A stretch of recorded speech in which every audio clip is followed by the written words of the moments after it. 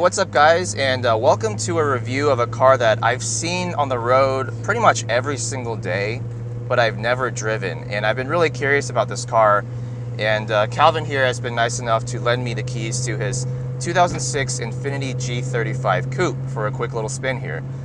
So tell me about this car.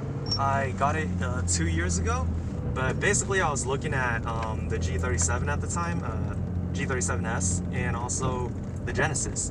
But the Genesis, I only looked at the 2013 and up models, but they were just a hair out of my price range. Were you looking at 3.8s? No, the 2-liter turbo, okay. actually. I saw this pop up, went to look at it. It was well within my price range because it's an older car. Sure. And it also makes insurance a little bit cheaper. Yeah. And when I was talking to the salesman, I noticed that the car was keyed a little bit. Ooh. So he told me the car was getting a fresh paint job before, if I were to take it, it would get fresh paint. Nice. And I was like, oh wow, that's not bad. That's like a few grand right there. So it's your daily driver, but you've also done a few modifications to track it, right? Intake, exhaust, test pipes, and the tune. It currently puts down 275 horsepower at the wheels. Dyno. Yeah. At 275. That's impressive. 260 pound-feet of torque. Nice. Yeah. And other than the bolt-ons, it's just tires and brakes. So you mentioned also you have a light flywheel, right? I do. So the stock flywheel is dual mass at like 32 pounds, something like that. Ooh, that's heavy. Yeah, but the one, the single mass flywheel I put in comes in at 17 pounds. Nice. So it's like half the weight. Half the weight, yeah, okay. It's very noticeable when you flip the throttle. Okay. Yeah. I will say the shifter actually feels like it's really far back. Like I almost have to have my arm a little bit further back. Kind of a funny location. Yeah, yeah. So kind of like the opposite of the EP3 Civic Si, where the shifter's like up here, you know. Console. Overall, very natural car to drive at low speed. The suspension, is it stock or are you on coilovers? Stock suspension was blown in the front, so I put Tane Basis Z. Okay. 480 bucks. It was cheaper than buying used like 350Z suspension. Yeah. Surprisingly, it feels pretty stock in terms of ride comfort. Yeah, it was only it feels really close to my friend's sport package G35. Okay. In terms of stiffness, and really the only difference is it sits like half an inch lower. Half an inch lower. Yeah. It gives the car a nice little stance there. Yeah. But let's roll the windows down, because I'm sure you guys want to hear that exhaust, and push a little bit and see how it handles. Are you on stock brakes? No, right now we've got Carbotech XP10s in the front. Okay, perfect. And Project Mu HC 800s in the back. Excellent. Yeah. Okay, so I should have good stopping power.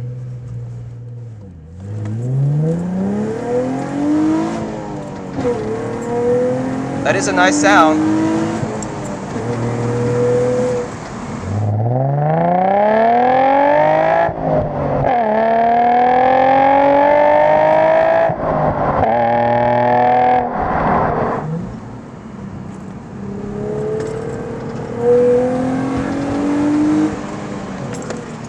Wow, the brakes are good. Yeah. It takes a little heat to get them to grab. Yeah, the pedal's a little soft at initial bite, but once you get into it, it stops well. I think that's because the floating calipers, so it kind of has like a dead zone at the very top of the throttle.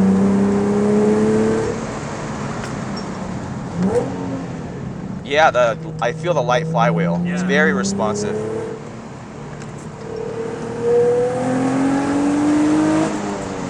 Better at the downhill than I would have expected, to be honest.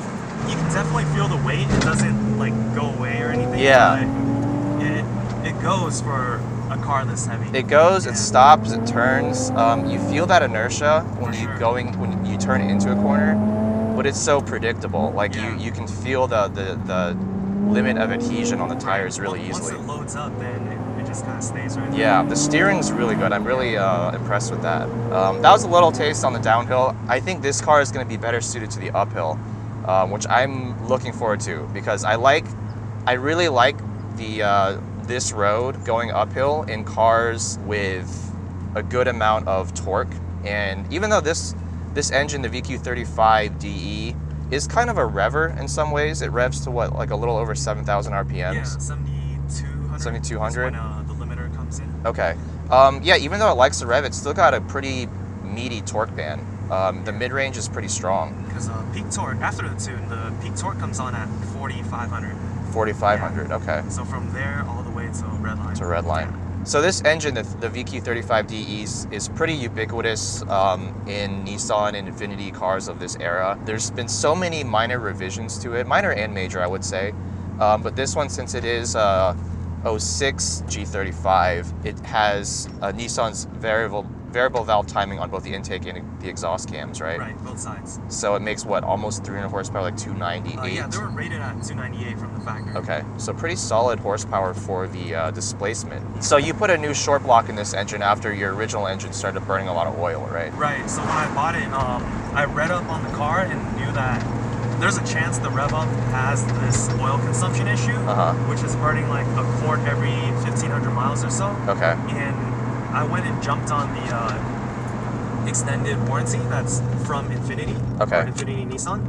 And what happened was, after driving the car for a while, I really was burning oil like that. Okay. I was filling a quart in there every 1,500 to 1,800 miles for myself. That's pretty crazy. Yeah, so I immediately went to the dealer while I was still under warranty, 30,000 miles ago now.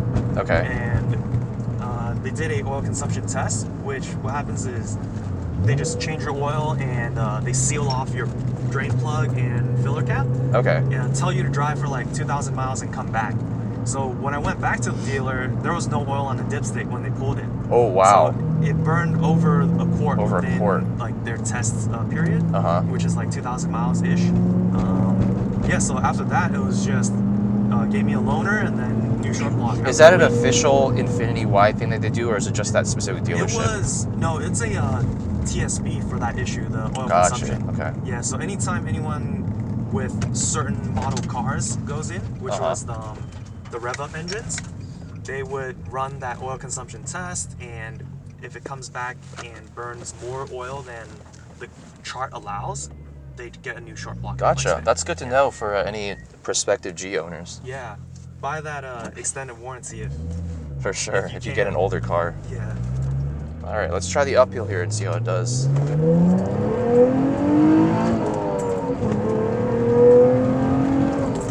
I've always been impressed with the stock exhausts on the G series. Yeah, it's got the moo sound. Yeah, it's almost like a VR6 from a Volkswagen. Yeah. I notice it more for some reason in the Infiniti models than the Nissan 350, 370Z. I don't know if that's just a slightly different exhaust or. Well, the G's exhaust is a little bit longer. Okay. I don't know if that has anything to do with the audio, the frequency tuning. But that's the only difference I know of. Interesting. Yeah. Okay. Because I've definitely noticed that it's the VQ series engine just has one of the most distinctive exhaust notes out of anything on the road. Yeah. It's always so easy to tell when there's like a G or a 350, 370 coming by. Trumpet noise. Yeah. Exactly. It's a good sound. I will say it sounds better outside the car than it does inside the car. Like from inside, you do get a little bit of that kind of like bland V6, almost like an Xterra or something like intake sound. But roll the window down a little bit and it's like, it just sounds great. Just lets it all come in. All right.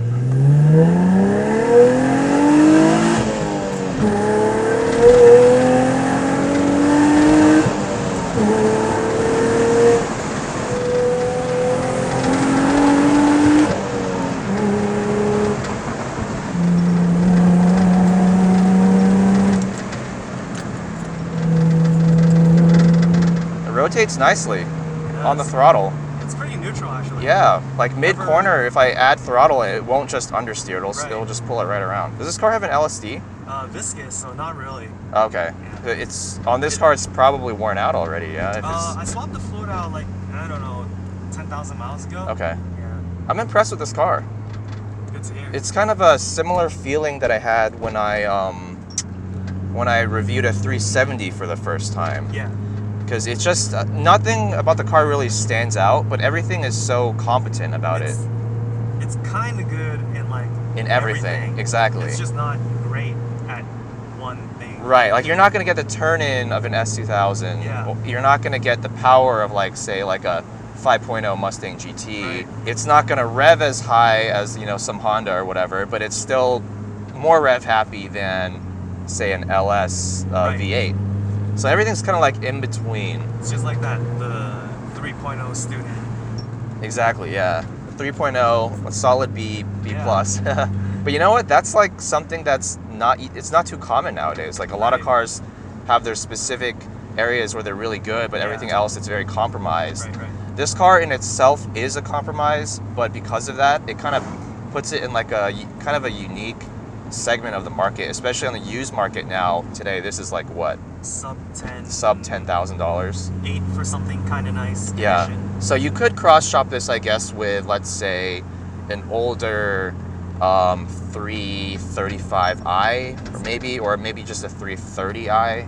Yeah, I cross shopped this with a 335i, with the N54s in it. Okay. Yeah, but I don't think I can afford to maintain one of those. So keep it on the road. Japanese car, you know, a little bit more reliable, lower maintenance cost. There's all of that. The reason I had to have a car with seats in the back is because it was going to be my only car, you know? Sure, So yeah. I couldn't go and grab like an S2000 and then You'd have hate the your second life car. daily driving right, one of I can't those. go to Costco with it. Yeah, major key, Costco. Yeah.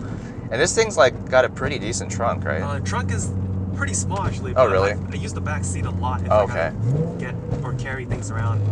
In terms of overall length, it's like a foot longer than the 350Z, isn't it? It is. But the wheelbase, I think I read, is like 8 inches longer, so you get more of an overhang at the front and Yes, rear. you do. You might need to drop it in a second.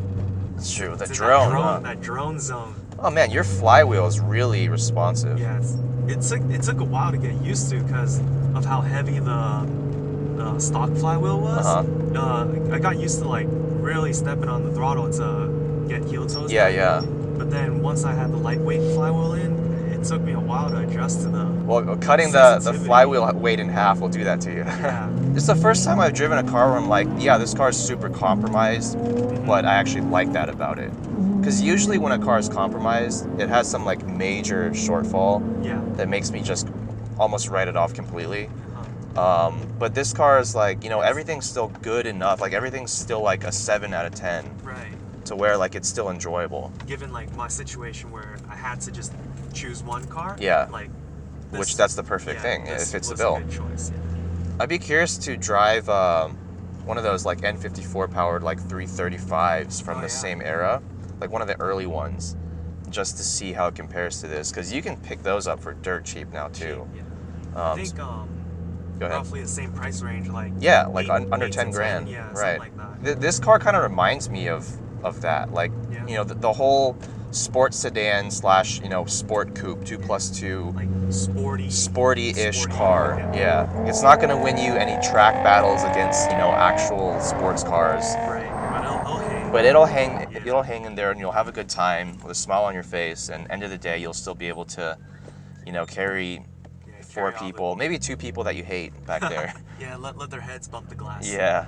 But no, this is a really enjoyable car, and I'm glad I finally got to drive one of these. Yeah. I'd love to drive like a G37 now and see if the extra 0.2 liters of displacement makes a big difference or not. Yeah. Yeah, but thanks, Calvin, for letting me drive your G35. Very impressive car. It's the first car that I've driven where I'm like, oh, nothing's really stands out, but as a result, that makes it really well balanced. It's kind of good at everything. It's kind of good at everything, and that's something that you don't see every day in especially 10-year-old cars nowadays. Like, there's not a whole lot of cars that can do that. So thanks, guys, for watching. If you enjoyed this video, please comment, subscribe, and I'll see you guys next time.